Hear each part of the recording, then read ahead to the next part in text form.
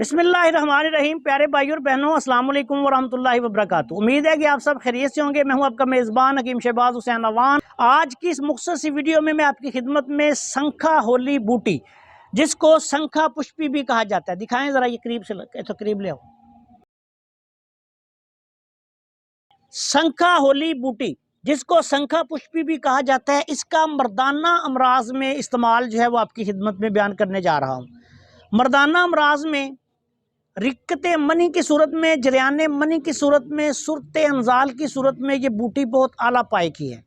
तमाम सुफरावी अमराज जो गर्मी की ज़्यादती की वजह से हो, उनके लिए आला पाए का नुस्खा इस बूटी से किस तरह तैयार किया जाता है। सिर्फ 3 चीज़ें आपने लेनी है। शंखा होली बूटी, ये ऊपर से आप काट लें और इसको साए में खुशक कर लें। ये 5 तोला आपने लेनी है। 5 तोला आपने बहुफली बूटी, बहुफली बूटी पंसारी की दुकान से आम मिल जाती है। शंखा होली नायाब बूटी है, ये नहीं मिलती। उसका भी आपने पाउडर या आटा बना लेना है बारीक पीस के। 5 तोला। 5 तोला आपने मोचरस लेनी है।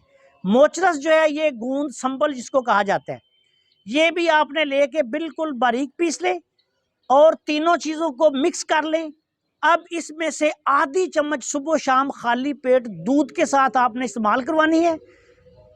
रिक्कत मनी, सुरत अंजाल, ज़कावत हिस्स, जरियान मनी, इन तमाम मसाइल के लिए बहुत आला पाए की दवाई है। मर्दाना अमराज में मुब्तला जो ऐसे मरीज़ हैं वो इस दवाई को कम से कम 1 से 2 माह इस्तेमाल करें। इंशाअल्लाह ताला उनके तमाम मसाइल जो हैं वो ठीक हो जाएंगे। अस्सलाम वालेकुम वरहमतुल्लाहि वबरकातुहू।